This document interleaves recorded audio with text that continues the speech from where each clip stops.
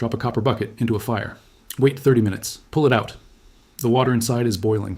The bucket itself shows no damage, no soot, no warping, no signs. It was ever exposed to flame? Now do it again. Same bucket, same result. For 5,000 consecutive cycles. The metal never fatigues. The structure never fails. Ancient metalworkers across 3 continents perfected this technique, and modern regulators made teaching it a liability. By the time you finish this, you'll understand why corporations buried the science and how the physics still works today. The principle starts with something most people assume is simple. Copper conducts heat. Everyone knows this. But what almost nobody understands is the specific heat capacity differential between copper metal and water.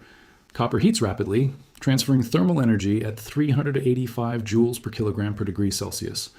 Water absorbs heat at 4,184 joules per kilogram per degree Celsius. That's an 11-to-1 ratio. The water acts as a heat sink so effective that the copper never reaches its structural degradation temperature of 1,085 degrees Celsius.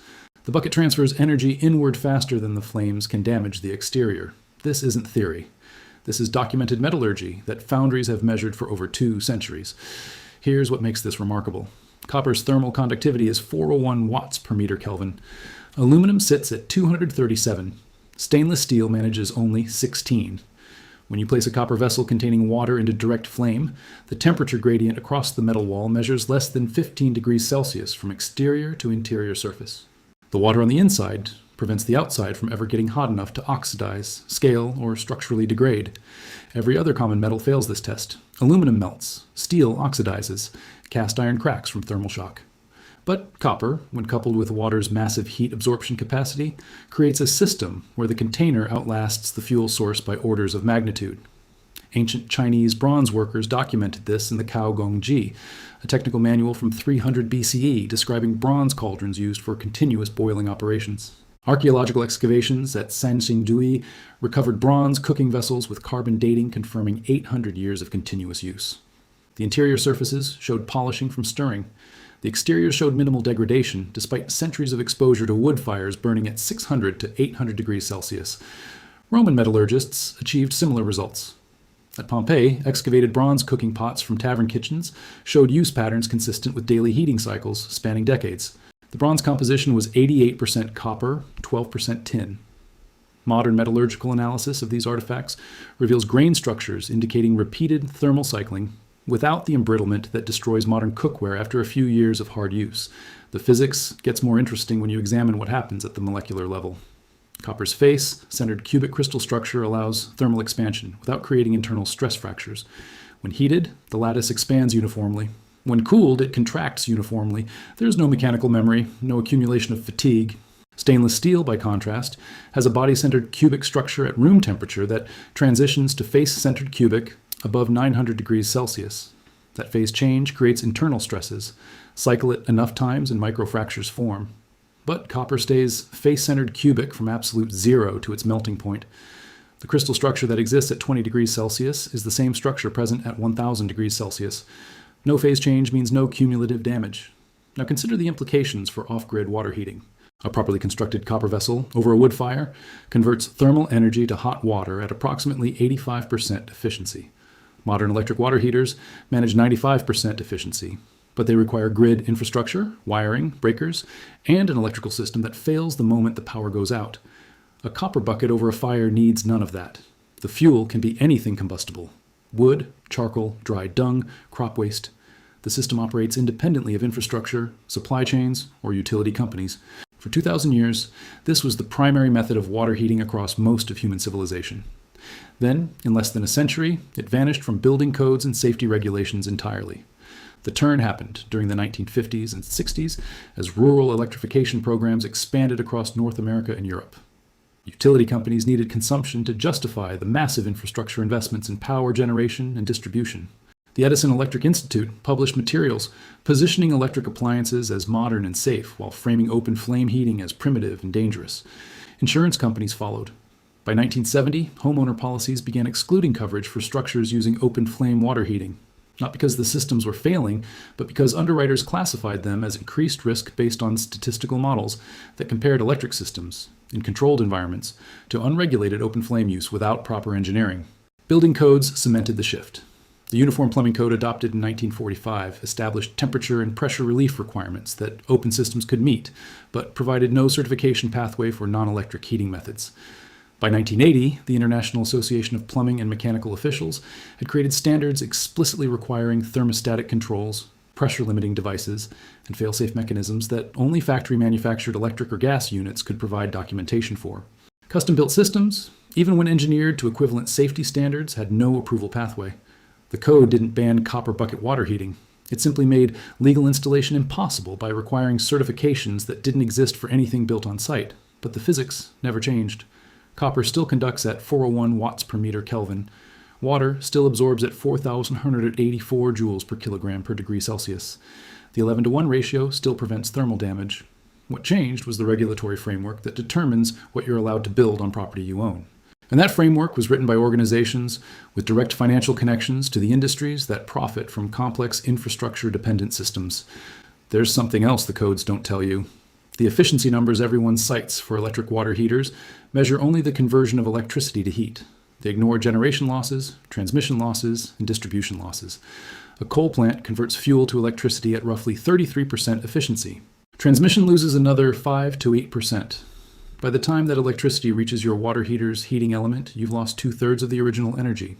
The 95% efficient appliance in your basement is actually operating at 30% system efficiency when you account for the full chain.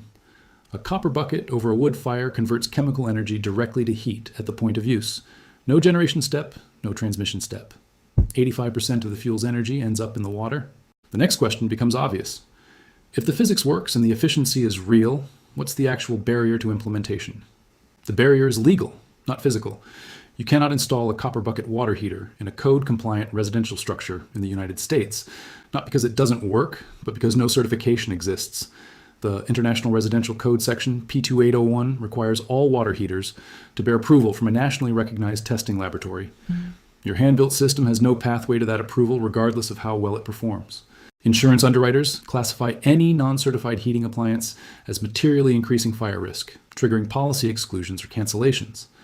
Municipal inspectors cannot issue occupancy permits for structures containing unapproved heating equipment, even when that equipment demonstrably meets or exceeds safety performance of certified alternatives. The system is locked. But watch what happens when you step outside residential code jurisdiction. Agricultural buildings, workshops, off-grid cabins classified as recreational rather than residential, these structures operate under different regulations or none at all. A greenhouse needs warm water for propagation. A livestock barn needs heated water for winter animal care. A pottery studio needs hot water for clay processing. Suddenly, the same physics that's illegal in your kitchen becomes perfectly acceptable 50 feet away in a detached structure. The copper doesn't know which building it's in. The thermodynamics operate identically. What changes is the regulatory classification. Here's the design that agricultural operations have used for decades without issue. A 15-gallon copper vessel sits elevated on a steel frame. Below it, a firebox constructed from fire brick creates a combustion chamber 18 inches wide and 12 inches deep. The copper bottom sits 4 inches above the flames, close enough for efficient heat transfer, but separated enough to prevent hot spots. A 6-inch chimney pipe vents combustion gases up and away. Cold water enters through a bottom fitting. Hot water exits from a top fitting. The 11-to-1 ratio means the 1.6 millimeter copper wall never exceeds safe temperatures, even when the fire beneath burns aggressively. Total material cost runs about $140 if you source copper from scrap yards and repurpose fire brick from demolished kilns or furnaces. The heating speed depends entirely on fire intensity. A moderate hardwood fire brings 15 gallons from 50 degrees to 140 degrees in roughly 35 minutes. That's adequate for washing, cleaning, or livestock care. Push the fire harder with denser fuel, and you cut that time to 20 minutes. The system scales linearly. A 30-gallon vessel takes twice the time. A 7-gallon bucket heats in half the duration. You adjust capacity to match your actual needs rather than installing an oversized electric unit because that's what the store sells.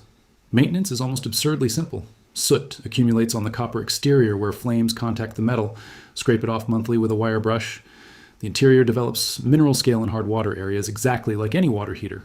Flush it twice yearly. Inspect the fire brick annually for cracks. Replace damaged bricks individually as needed. The copper itself will outlast you if you avoid thermal shock by never pouring cold water into a vessel that's still hot from recent heating.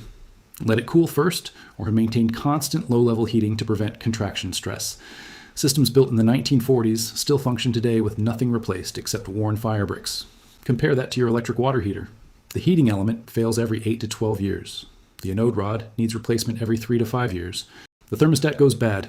The pressure relief valve starts weeping. The tank itself corrodes from inside until it leaks, typically within 10 to 15 years of installation.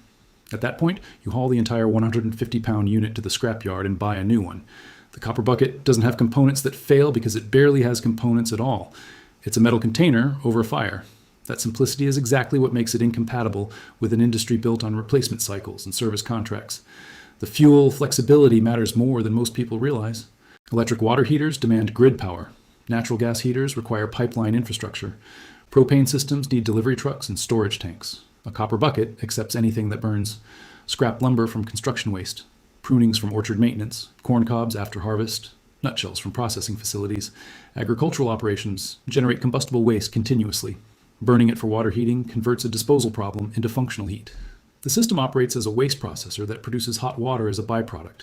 Watch the economics over a 30-year span.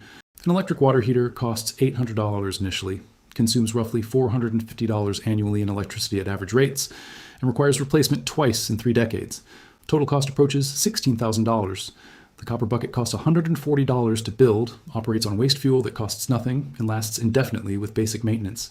Even if you purchase firewood commercially at $200 per cord and burn through half a cord annually for water heating, your 30-year cost sits around $3,300. The gap widens further in areas with expensive electricity or cheap waste biomass.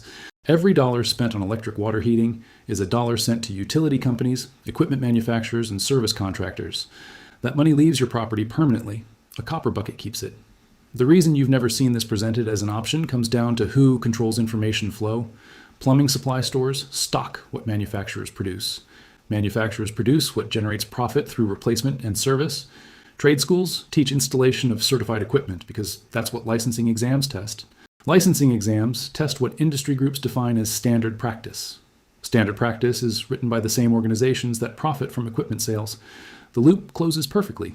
Alternative methods that work outside this system simply don't appear in the information channels most people access, not because they failed, but because acknowledging them threatens established revenue streams. The copper sits there waiting. It always has. 15 gallons over a fire, heating at the pace you set, failing only when you stop maintaining it. The physics hasn't changed since Bronze Age metallurgy. What changed was who decides what you're allowed to build, and whether you accept that decision as final. The copper bucket doesn't care about building codes. It doesn't care about certification pathways or insurance underwriters or municipal inspectors. It responds only to heat and water, converting one to the other with physics that predates every regulatory body currently in existence. The knowledge of how to build it sits in your hands now. Whether you choose to use that knowledge depends entirely on what structures you have access to and what risks you're willing to accept in exchange for independence from systems designed to extract recurring payments. The bucket will still be heating water long after the current generation of electric heaters has been hauled to scrap yards, and the fire beneath it will burn anything you're willing to feed it. The choice, for once, is actually yours.